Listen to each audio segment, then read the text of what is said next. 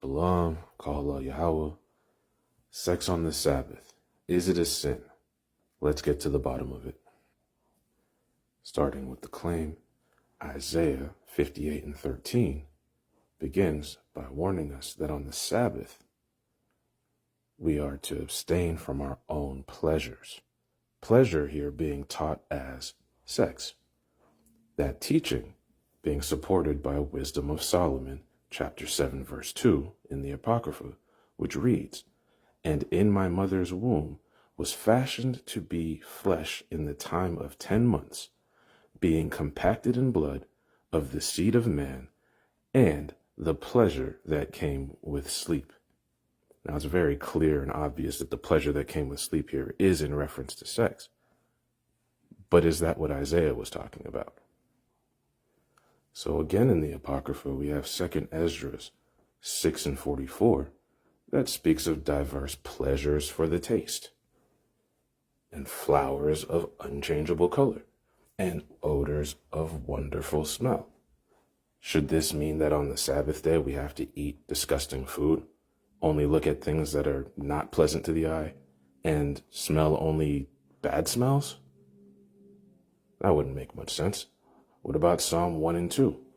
But his delight is in the law of the Lord. What if my pleasure is reading the word? Am I supposed to not read the word on the Sabbath day? Of course not.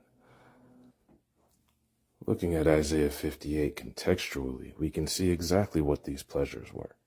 Earlier in the chapter, it tells us that we found pleasure collecting all of our debts, arguing, debating, fighting with one another.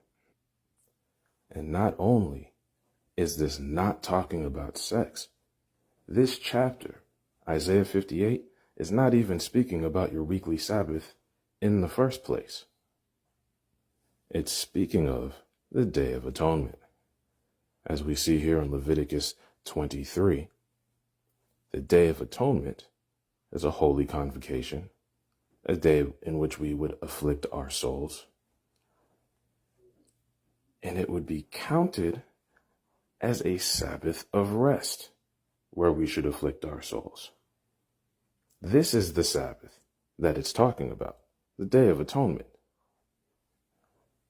which is exactly why it's referred to in Isaiah 58 as a fast over and over again. Your weekly Sabbath, there is no command to fast. Only the Day of Atonement.